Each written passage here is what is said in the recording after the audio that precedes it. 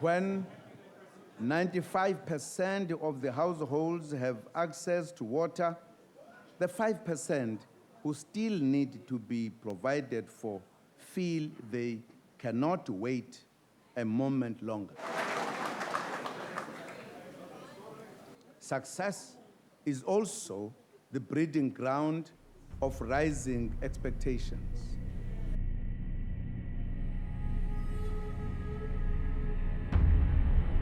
For millions of South Africans like John Moy, it's not about success, but empty promises made over the years.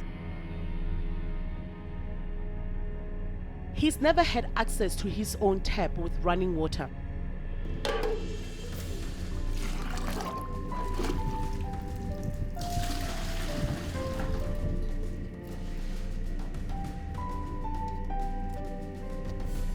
I've got no water, you see.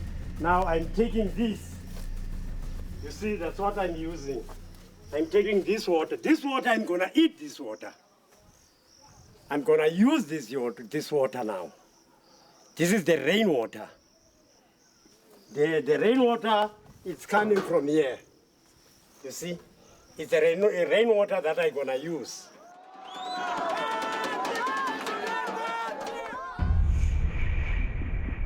Last year, he was one of thousands of Sterkspreid residents in the Eastern Cape who took their battle for running water and other basic services to the streets. They accused the municipality of tender fraud and maladministration. Just last month, the Hawks arrested senior officials, including the municipal manager and the chief financial officer in the Singu municipality, on charges of tender irregularities. Over the past 5 years, a number of municipal officials have been arrested countrywide for crimes ranging from financial mismanagement to tender fraud. Last year, in his municipal audit report, Auditor General Terence Nombembe painted a grim picture. Out of 338 possible audits, including municipal entities, only 317 were completed. 73% of audited institutions have vacant key positions, and almost a third of those audited could not provide evidence that procurement processes had complied with legislation. Almost 120 million rand worth of contracts were awarded to employees and councillors in municipalities and municipal entities. Nearly 10 billion rand of unauthorized expenditure was incurred by 181 municipalities, while 9.82 billion rand of irregular expenditure was incurred in 266 cases. 202 entities incurred 568 million in fruitless and wasteful expenditure. As municipalities battle to keep their books in order, they are also dealing with growing frustrations among South Africans. But government says although there are challenges in some areas, there have been massive improvements in others. It's a number of areas where all it does to citizens, those who are serviced as new areas, they become now the ray of hope for those who are waiting. Those who are waiting to say that we have registered for the RDP house. We have indicated during the last IDP session that we need water, we need roads. When is it coming? So a toxic combination of these factors bring a lot of agitation to some of the citizens. Hundreds of frustrated communities have now sought the public protector's intervention. I think it's disrespectful of people to say that they are complaining because there has been successes, at least of the communities that we've been to. It's communities that are still without water, not because the municipality is poor and therefore there's no water, because there was an IDP that was done, and then when it comes to implementation, somebody changes the priority.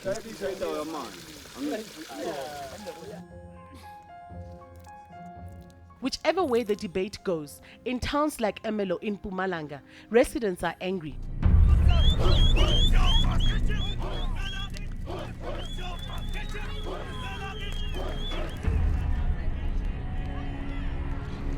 Residents here have been protesting against poor service delivery for years, saying their pleas have fallen on deaf ears. Ngihlala eSquatter camp fikela ngo-2006 mara asina gesi amanzi siwalanda ekudeni asina ama-toilet so bathi bazosilungisela ama-toilet nomgwaqo bathi bazosilungisela so laba kasilungisele. They've also accused the municipality of corruption, a story all too familiar with the residents of Bekkersdal in Gauteng.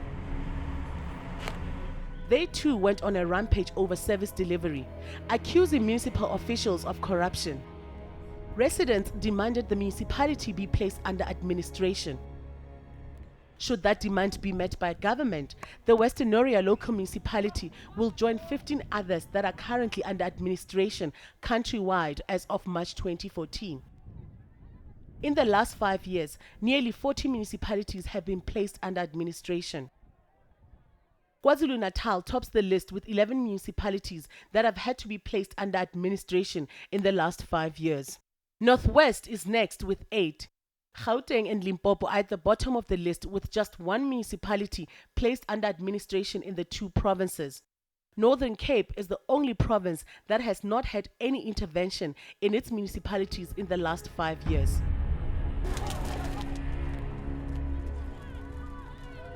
Government intervention has uncovered a lack of skills and political interference in some instances. Like in the Northwest, which has been battling poor service delivery in some of its municipalities. Issues were relating to issues regarding capacity at the level of the municipality, at the administration level.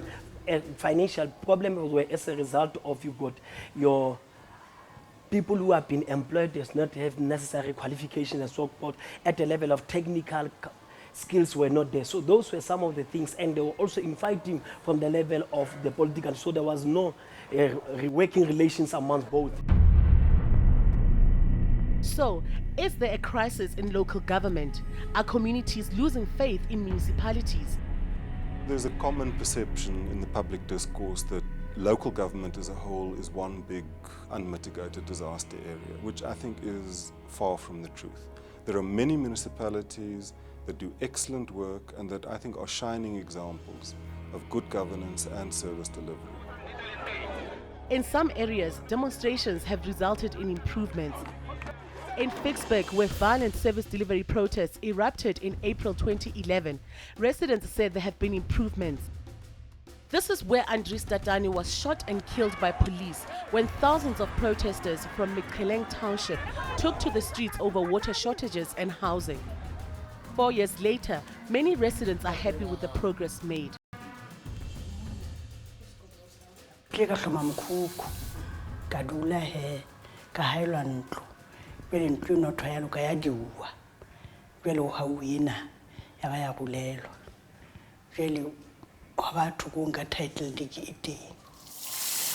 72-year-old now has a house with running water.